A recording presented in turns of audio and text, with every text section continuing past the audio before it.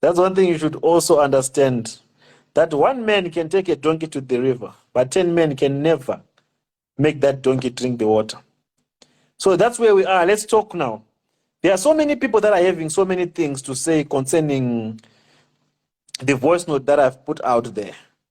Some are saying that it's not a Nigerian voice, and some are saying that it can be an arrangee, but all those that paid attention to the 10 minutes recording that I put out there, they have an idea of what I'm talking about.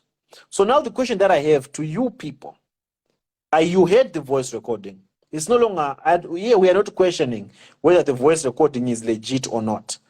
I want us to put our minds together and analyze and see this thing through. And think about who could be behind this. What role did Omoto play in this whole thing? Because remember, this child was abducted at Jeremiah Omoto's church. His silence, can it be attributed to this whole syndicate? His silence, could it be an admission of guilt? Or his silence is just because he just does not also understand what happened? He's also bamboozled. He's also confused. You know, people can be in a state of confusion, a state where they have no idea also what happened. So with that information that you had, and with those, that understood the voice recording, what's your take on it? Not on the voice recording, yeah.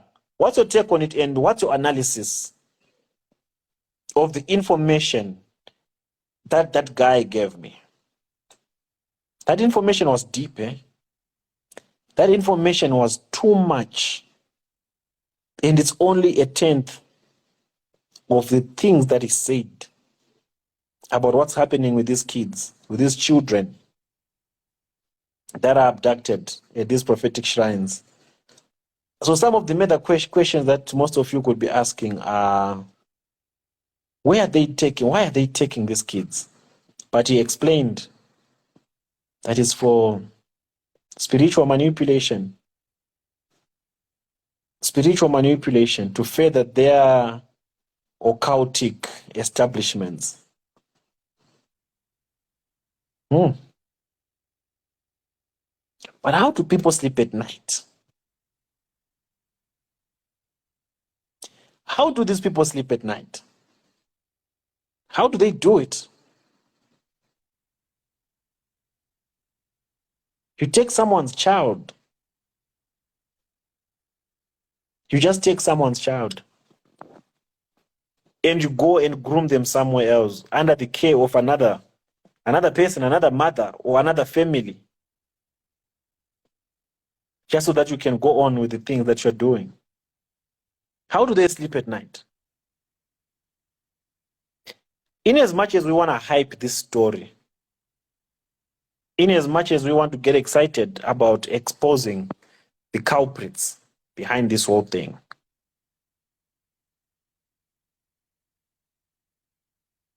I just want us to also think through it and be sentimental about it. This is a child that has been away for more than 2 years now. And according to the guy that gave this testimony, he said it's not only testimony that is there. How evil can men be? How evil can men be? To go to such depths of abducting a child, an entire child. And on the next Sunday, they can come and talk about God as if nothing is happening, as if everything is okay.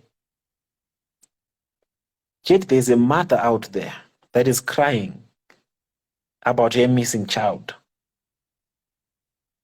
There's a brother out there, a young brother, an older brother, that is crying about their brother that is missing. There's a disabled woman out there that is helpless.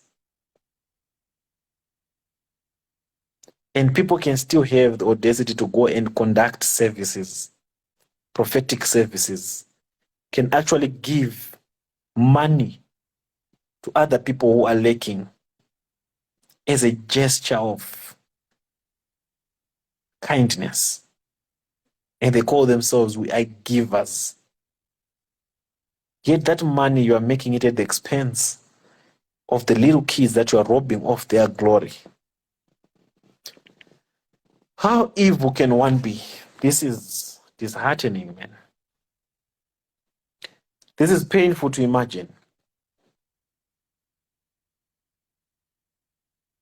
It's very painful to imagine. The criminals that we see in the streets, the murderers we see in the streets, the armed robbers, they are better off.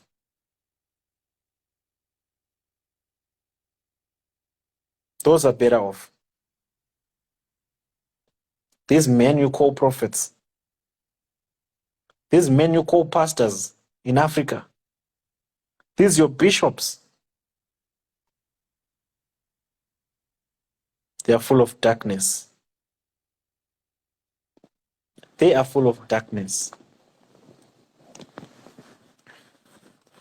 And the fact that Jeremiah Omoto even had the audacity to say, I don't answer to dustbin cases, to dustbin issues. So, brethren, I have to address this thing. Some certain things will come out and address. Some certain things will leave them as dustbin. This is something that they are used to do. This is something that they've been doing for a very long time. So it has become a normal. Do you know, you start off with your conscience clean. We were all at one point very conscious of sin. Most of you were very conscious of fornication at one point. You were very conscious of drugs, of adultery. These murderers that you see now, at one point they were conscious of murder. They were conscious of killing. We were all at one point conscious of lying. The first time we did it, it felt bad. We went back and we repented. We prayed to God to forgive us. But do you realize that the more you do it, the more you go around sleeping with people, in as much as you are conscious of that sin, eventually it will become a normal. You will eventually normalize it. You don't feel bad anymore because your conscience, in light of that sin, is dead. It's now your new normal. Some are now living it as a lifestyle because they've accepted it as a reality. They've accepted it as a normal. They've normalized it. They've normalized fornication. They've normalized adultery, adulterous behavior. The thieves have normalized stealing. They don't feel bad anymore when they steal from people. That's the same scenario with these prophets, with your Jeremiah Omotos and them. That's why they can come and say, this is a dustbin case. Because it's a normal, it's a norm to them now that a kid can go missing and no one will care. It's a norm to them now that they can go to Germany, 2 kids will die, and they will not even appeal to the family or even show their heartfelt condolences to the family of the deceased. They will not. Jeremiah was in Germany. When he was in Germany, 2 kids died downstairs, and him and his wife were upstairs. They heard the crying. Kids are dead. Please come down and pray for them. Kids fell in a ditch. Come down and pray for them.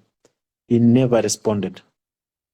He never came down because it's a normal to them now that kids die. Kids disappear.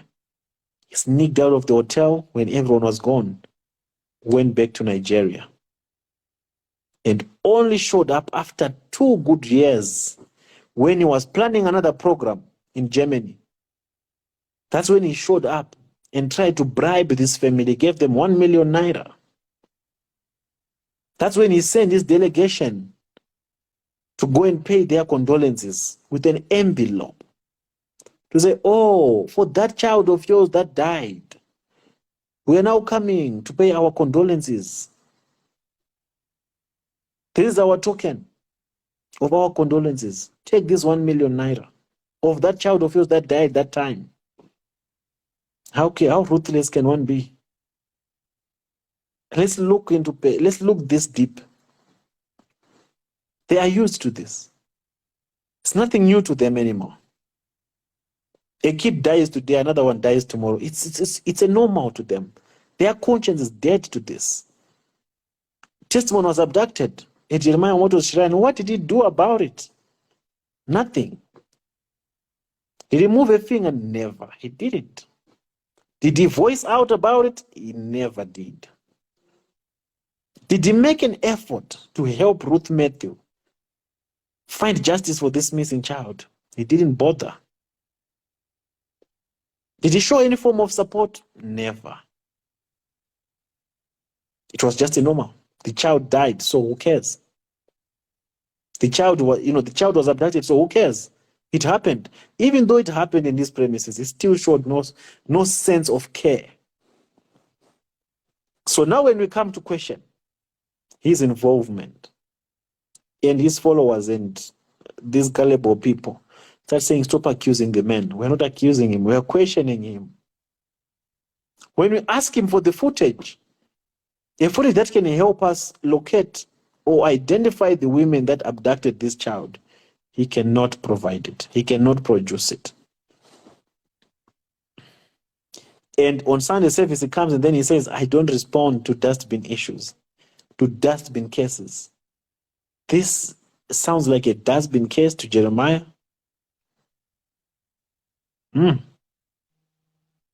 This is astonishing. This is unbelievable. Honestly, it's unbelievable. I'm trying to believe it. It's unbelievable. How does a man get to the level that Jeremiah is right now? How does a man become hardened at heart like that? How does one get there?